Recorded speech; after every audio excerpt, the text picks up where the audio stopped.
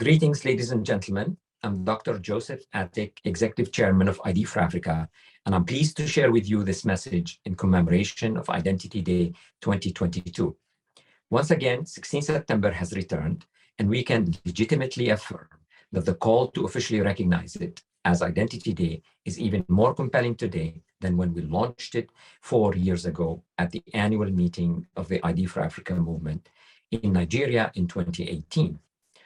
In launching this call, we embarked on a campaign that brought us here today and that shall continue until the whole world recognizes 16 September as Identity Day. We persist in our belief that identity deserves a day. Without proof of identity, individuals cannot fully participate in society and claim their rights. And this will only get worse as the world progresses in its digital transformation.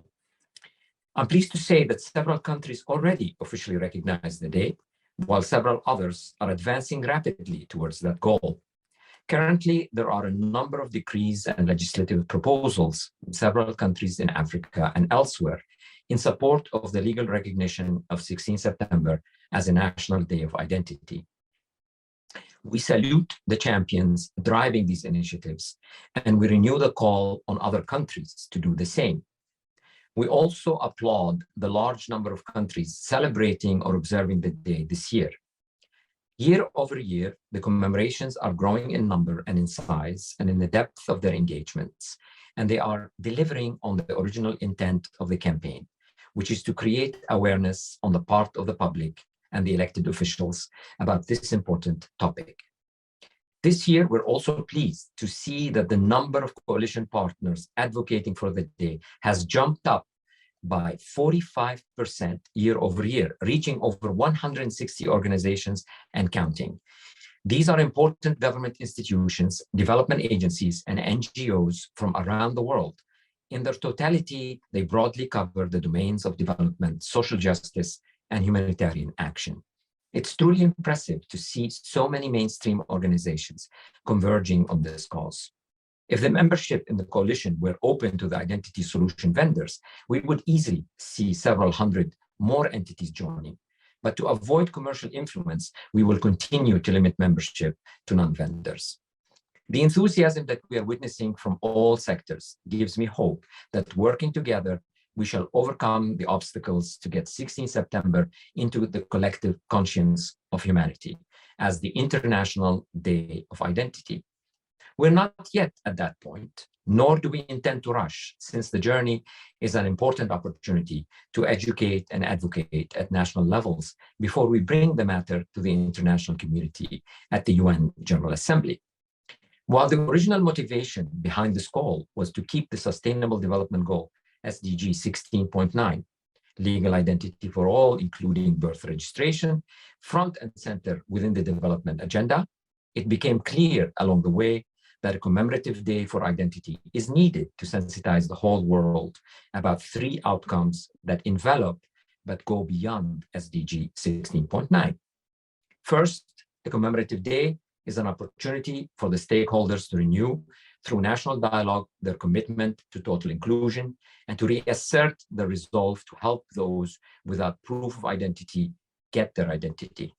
We all agree that we cannot look the other way while over 1 billion people continue to be without access to identification and continue to face exclusion and discrimination daily.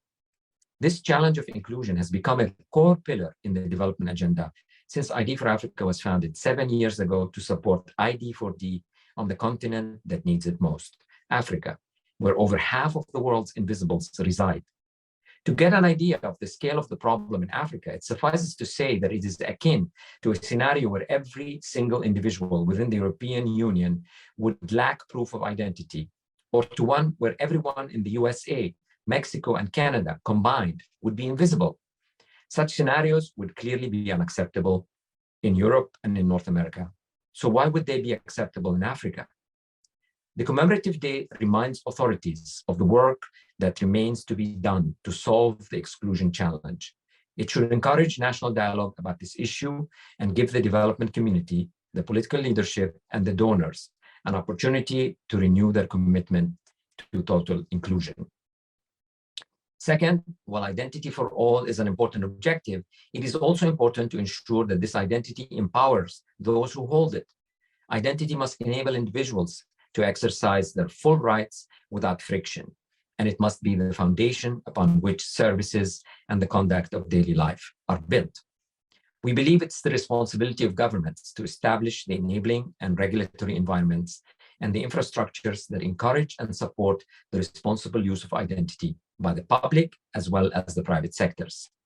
This is more important than ever in the digital context, where there is an opportunity to build service delivery platforms that revolutionize digital economies and make the exercise of one's rights and responsibilities a routine, frictionless matter. The Identity Day commemoration should allow us to assess how well our identity is being leveraged to empower our actions. Third, identity-enabled use, and especially within a digital context, produces significant data byproducts or exhausts, which could be aggregated into centralized databases, causing a threat to privacy and individual liberties if preventative measures are not put in place. Identity Day should remind us as a community and as individuals to examine how well our data is being protected and to what extent our privacy is assured. If there are any doubts, this day is a moment to question and demand remediation of any risks. ID4Africa, since its inception, has made it clear that the movement does not support identification systems that are not governed by the appropriate legal frameworks. By all means, they must use guardrails that make them trustworthy and an instrument only for good. And as the driving organization behind the ID Day campaign, we reiterate this position transparently and in the strongest terms on this occasion. Data protection and privacy should be at the heart of all identity systems and should be reassessed on an ongoing basis to ensure that these systems continue to be trustworthy. Identity Day is the perfect point to perform this type of annual check. Many have asked me what to do leading to ID Day 2022. This year, the number one action for individuals is to get the word out, and for organizations to commemorate the day through events that engage the public and the political leadership. The overall campaign is progressing very well, but we need to continue sensitizing and energizing our communities around the meaning and the importance of identity and Identity Day. We have created some resources to support these objectives, so I urge you to visit the ID Day resources webpage. Please see the link provided with this video. I'd like to close by wishing you a meaningful commemoration on September 16 and by repeating the slogan that's now driving this campaign forward. Because everyone deserves an identity, identity deserves a day. So onwards and upwards together, and thank you for listening.